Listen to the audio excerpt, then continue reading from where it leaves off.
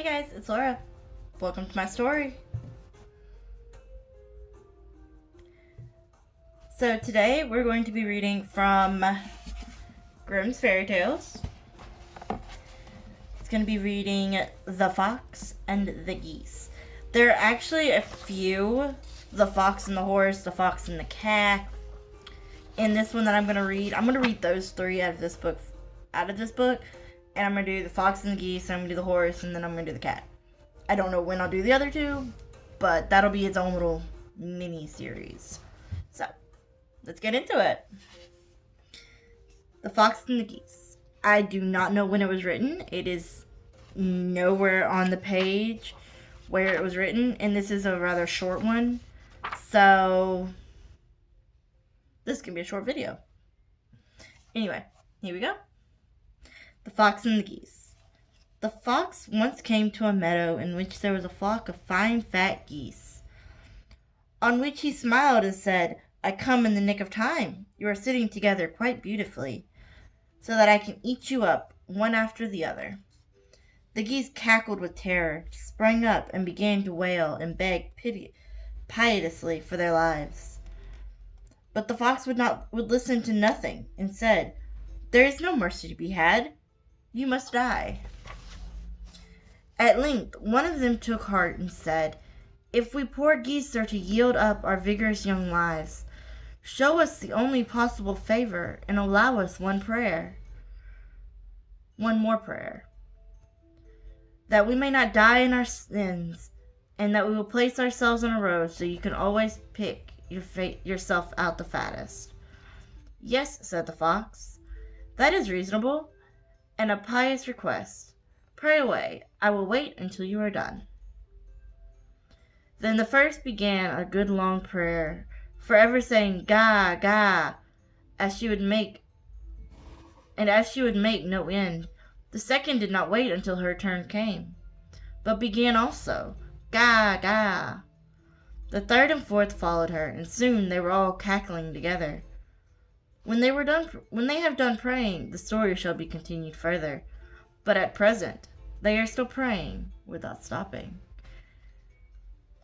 I think that's his way of saying why geese are always cackling and going off and... Ugh. I don't like birds. Just gonna put that out there. I am not a fan of birds. I don't like them. Nope. So...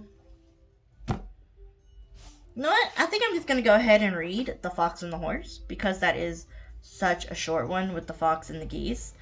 So, and this one's not much longer. So let's just go ahead and read The Fox and the Horse. A peasant had a faithful horse which had grown old and could do no more work. So his master would no longer give him anything to eat, and said, "I certainly have no more use of thee, but still I mean well by thee. If thou provest thyself still strong enough to bring me a lion here, I will maintain thee. But now take thyself away from my stable." And with that he chased him into the open country. The horse was sad, and went to the forest to seek a little protection there from the weather. Then the fox met him and said, "Why dost thou hang thy head so, and go about all alone?" "Alas," replied the horse, "avarice and fidelity do not dwell together in one house. My master has forgotten what services I have performed for him for so many years. And because I can no longer plow well, he will give me no more food, and has driven me out." "Without giving thee a chance?" asked the fox. "The chance was a bad one. He said if I were still strong enough to bring him a lion, he would keep me. But he well knows that I cannot do that." The fox said, "I will help thee. Just lie thyself down, stretch thyself out as if thou wert dead, and do not stir." The horse did as the fox desired, and the fox went to the lion, who had his den not far off, and said, "A dead horse is lying outside there. Just come with me, and thou canst have a rich meal." The lion went with him, and they were both standing by the horse. The fox said, "After all, it is not very comfortable for thee here, I tell thee what. I will fasten it to thee by the tail, and then thou can drag it into thy cave, and devour it in peace. This advice pleased the lion. He laid down, and in order that the fox might tie the horse fast to him, he kept quite quiet. But the fox tied the lion's legs together with the horse's tail, and twisted and fastened it all so well and so strongly that no strength could break it. When he had finished his work, he tapped the horse on the shoulder and said, "Pull, white horse, pull." Then sprang up the horse at once and drew the lion away with him. The lion began to roar so that all the birds in the forest flew out in terror. But the horse let him roar, and drew him and dragged him over the country to his master's door. When the master saw the lion, he was of a better mind, and said to the horse, "Thou shalt stay with me in farewell." And he gave him plenty to eat until he died.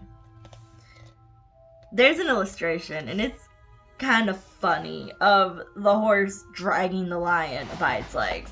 It's very funny. Do you see this? That's so cute. The fox I thought it's supposed to be the trickster and stuff, but he helped the horse. Me. So that is today's story. I hope y'all are having a wonderful day. I hope you're being kind to each other, and I hope your story is unfolding the way you want it to. Bye, guys.